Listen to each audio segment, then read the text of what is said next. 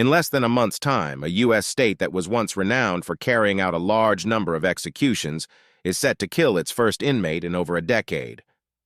The con facing the death penalty in South Carolina on September 20th is inmate Freddie Eugene Owens, a double murderer.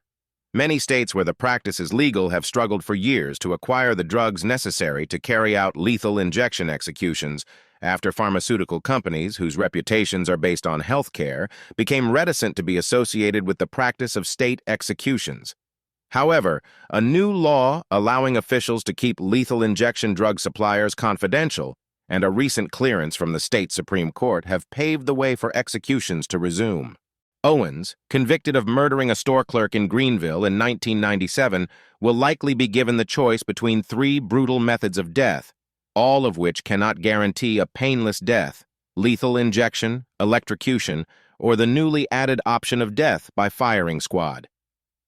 The last execution by firing squad in the U.S. took place in Utah in 2010, according to the nonprofit Death Penalty Information Center. The prison's director now has 5 days to confirm that all 3 execution methods are available and provide proof to Owens's lawyers that the lethal injection drug is stable and correctly mixed, as per the High Court's 2023 interpretation of the state's secrecy law on executions. Owens, aged 46, will then have approximately a week to inform the state of his preferred method of execution. If he does not make a choice, he will be sent to the electric chair by default.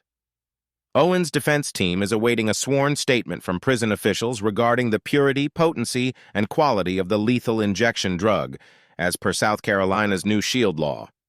The lack of transparency about the source of the execution drugs, how they were obtained, and whether they can bring about as painless a death as possible is still of grave concern to the lawyers that represent persons on death row, Attorney John Bloom expressed via email. The justices have not specified the extent of information required, but have promised a swift ruling if an inmate challenges the disclosure details. South Carolina has shifted from a mix of 3 drugs to using only one, the sedative pentobarbital, for lethal injections, mirroring federal execution protocols. Owens has the option to plead with Republican Governor Henry McMaster for mercy and a sentence reduction to life without parole. However, no South Carolina governor has ever granted clemency in the modern era of the death penalty. The state's last execution took place in May 2011. The pause in executions was unintentional, resulting from the expiration of the state's supply of lethal injection drugs and companies' refusal to sell more if the transaction was made public. After a decade of legislative debates, which included the addition of the firing squad as an execution method and the passing of a SHIELD law, capital punishment has been reinstated in South Carolina. Since the reintroduction of the death penalty in the U.S. in 1976, South Carolina has executed 43 inmates. In the early 2000s, the state was averaging 3 executions per year, with only 9 states having executed more inmates.